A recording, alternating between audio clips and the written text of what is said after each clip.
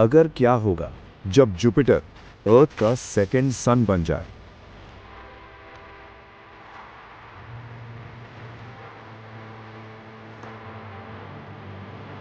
एक ऐसा cosmic nightmare जो ह्यूमैनिटी ने कभी इमेजिन भी नहीं किया।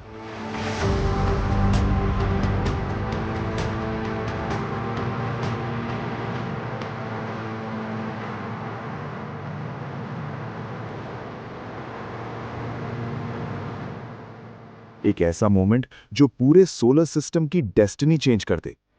सोचो, रात का टाइम है, तुम अपने घर के बाहर खड़े हो, आसमान बिल्कुल क्लियर है, स्टार्स ब्लिंक कर रहे हैं, सब कुछ पीसफुल लग रहा है, लोग अपनी नॉर्मल लाइफ जी रहे हैं। किसी को कोई आइडिया नहीं कि स्पेस के अंदर कुछ इम्पॉसिबल होने वाला है। और फिर अचानक स्काई के एक कॉर्नर में एक फेंट सी रोशनी अपीयर होती है।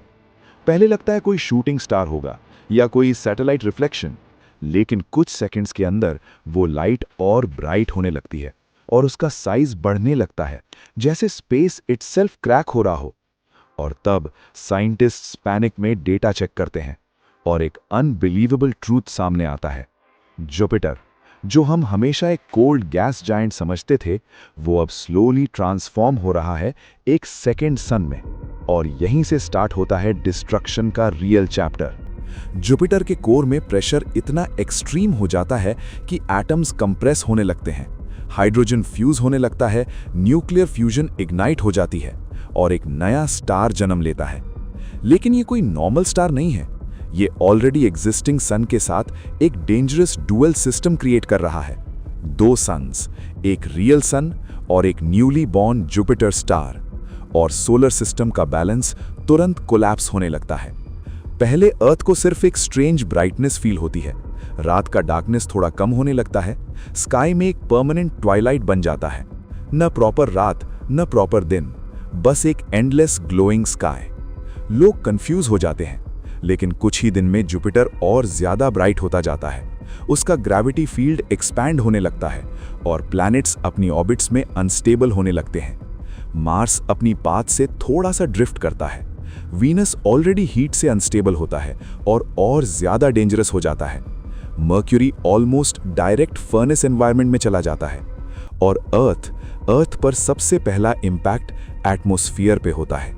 विंड पैटर्न्स कोलैप्स होने लगते हैं, जेट स्ट्रीम्स डिस्टर्ब हो जाते हैं, स्टॉर्म्स एक्सट्रीम और अनप्रिडिक्टेबल हो जाते हैं, लाइटनिंग स्काई को कंटिन्यूअसली टीयर करने लगती है। और फिर ओशंस का बैलेंस बिगड़ने लगता है, टाइड्स अब नॉर्मल हो जाती हैं, कभी समंदर पीछे चला जाता है, कभी अचानक लैंड को स्वॉलो कर लेता है। और धीरे धीरे टेम्परेचर राइज स्टार्ट होता है, आइस कैप्स मेल्ट होने लगते हैं, एंटार्क्टिका का मैसिव आइस शीट टूटकर ओशंस में गिरता है, ग्लोबल सी लेवल राइज सिटीज को ड्राउन करने लगता है। मुंबई, चेन्नई, ढाका जैसे कोस्टल रीजन्स स्लोली मैप से डिसअपियर होने लगते हैं। और फिर स्टार्ट होता है real apocalypse phase.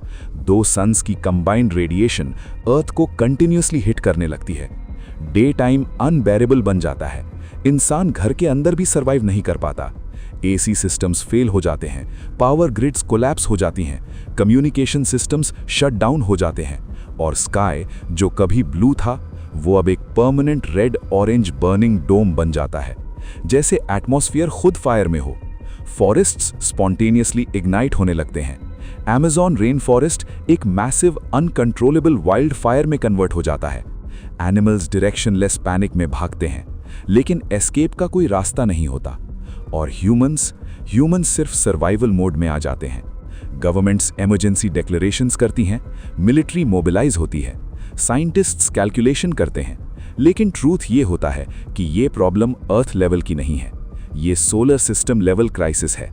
Jupiter star का ग्रेविटी सन के सिस्टम को डिस्टर्ब कर देता है और सोलर विंड्स डबल नहीं ट्रिपल इंटेंसिटी में बढ़ जाती हैं। स्पेस रेडिएशन अर्थ के मैग्नेटोस्फीयर को स्लोली ब्रेक करने लगती है और फिर अर्थ की ऑर्बिट अनस्टेबल हो जाती है, कभी सन के क्लोजर, कभी जुपिटर के ग्रेविटेशनल पुल की तरफ drift.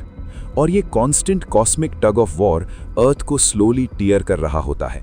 Tectonic plates violently shift होने लगती हैं, सुपर अर्थक्वेक्स कॉन्टिनेंट्स को क्रैक कर देते हैं, माउंटेन्स कोलैप्स होने लगते हैं, वॉल्केनोस चेन रिएक्शन में इरप्ट होने लगते हैं, ऐश स्काई को ब्लैक रेड बना देता है। और एक पॉइंट आता है जब अर्थ का इकोसिस्टम कंप्लीटली कोलैप्स हो जाता है। कोई फार्मिंग नहीं, कोई क्रॉप्स नहीं, fresh water cycle unstable, rain acid like बन जाती है, ओशंस टॉक्सिक बॉयल स्टेट में चला जाता है, और आसमान में हमेशा 2 सन्स विजिबल होते हैं, एक ओरिजिनल सन और एक जुपिटर जो अब एक आर्टिफिशियल स्टार बन चुका है। रात नाम की चीज एक्सटिंक्ट हो जाती है, दुनिया एक एटर्नल डे लाइट हेल में कन्वर्ट हो जाती है। और सबसे स्कैरी रियलाइजेशन ये होता है कि ये प्रोसेस रिवर्स नहीं हो सकता। जब एक गैस जायंट स्टार बन जाए तो उसको रोकना फिजिक्स के अगेंस्ट होता है। और फिर फाइनल फेज स्टार्ट होता है।